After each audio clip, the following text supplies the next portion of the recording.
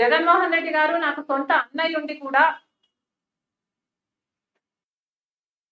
Social మీడియాలో నన్ను అంటే సొంత చెల్లిని, తల్లిని, సొంత చిన్నాన బిడ్డను, వీళ్ళందరినీ మా అందరినీ ఎట్లా పడితే అట్లా మాట్లాడమని ఒక రకంగా ప్రోత్సహించింది జగన్మోహన్ రెడ్డి గారి. ఒక్కసారైనా నిలబడి ఇది అన్యాయము, ఇలా చేయడానికి వీల్లేదు అని ఒక్కసారైనా జగన్మోహన్ రెడ్డి గారు నోరు విప్పుకుంటే ఇవి ఆగేది. కానీ అసెంబ్లీలో జగన్మోహన్ రెడ్డి గారు నోరు విప్పలేరు. సోషల్ మీడియాలో ఇంత నీచంగా వ్యవహరిస్తున్న వాళ్ళ మీద కూడా జగన్మోహన్ రెడ్డి గారు నోరు విప్పలేదు. సోషల్ మీడియాలో మా గురించి ఎన్నో అబద్ధాలు చెప్పారు, అక్రమ సంబంధాలను అంటగట్టారు, నీచంగా అవమానించారు, తిట్టారు, బూతులు కూడా మాట్లాడారు. This is not right. Social మీడియాలో ఇది ఆగాలి. జగన్మోహన్ రెడ్డి గారు బాధితురాలి నేను కాబట్టి చెప్పగలుగుతున్నా, ఇటీవల కాలంలో గత కొన్ని సంవత్సరాలుగా ఒక సైన్యం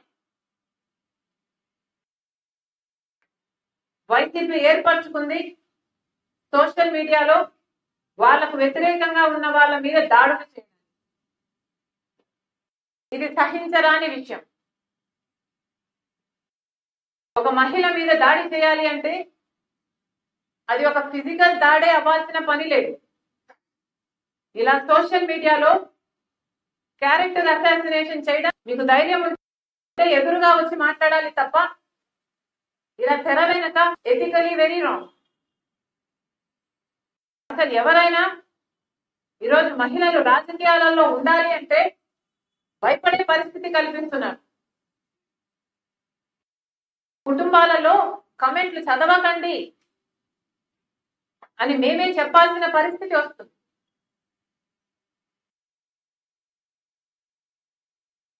మళ్ళీ చెప్తున్నా, ఈరోజు police department has taken this very seriously.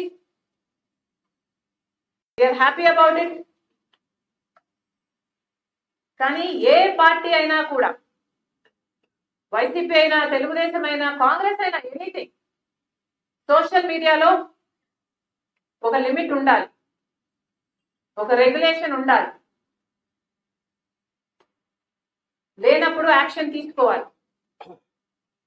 ఇప్పుడు కొంతమందిని పట్టుకున్నామని చెప్తున్నారు, చాలా సంతోషం. వీళ్ళంతా విషనాథులే, కానీ వీళ్ళని కాదు, అనకొండాలను పట్టుకోవాలి. పెద్దవాళ్ళు ఎవరో వాళ్ళను పట్టుకోవాలి, శిక్షించాలి. అప్పుడే ఇది ఆగుతుంది. లేకపోతే ఈ సైన్యం ఈ అరికట్టడం అసాధ్యం. Thank you. చెప్పాను కదమ్మా.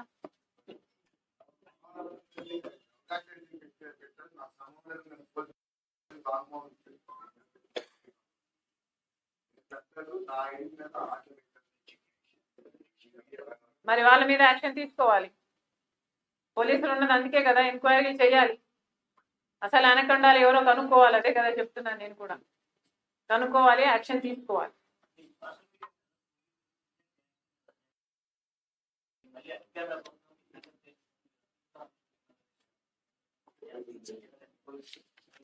ఇది చాలా చాలా అన్యాయం. ఇలాంటి మాటలు అహంకారానికి మాత్రమే సాదృశ్యం. కాదంబరి అనే ఒక మహిళ మీద ఎంత దారుణంగా 40 రోజుల పాటు ఆమెను జైల్లో పెట్టారో చూసాం.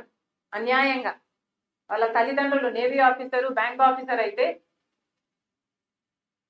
అట్లాంటి వాళ్ళను కూడా తీసుకొచ్చి 40 రోజుల పాటు జగన్మోహన్ రెడ్డి గారి హయాంలో జైల్లో పెట్టారు.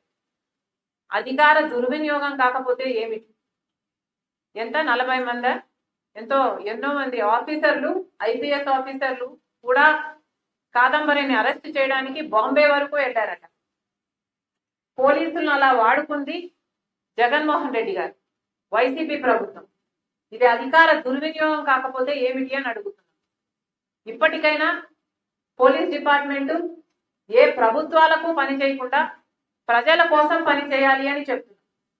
అందుకే చెప్తున్నాం, సోషల్ మీడియాలో ఏ పార్టీ అయినా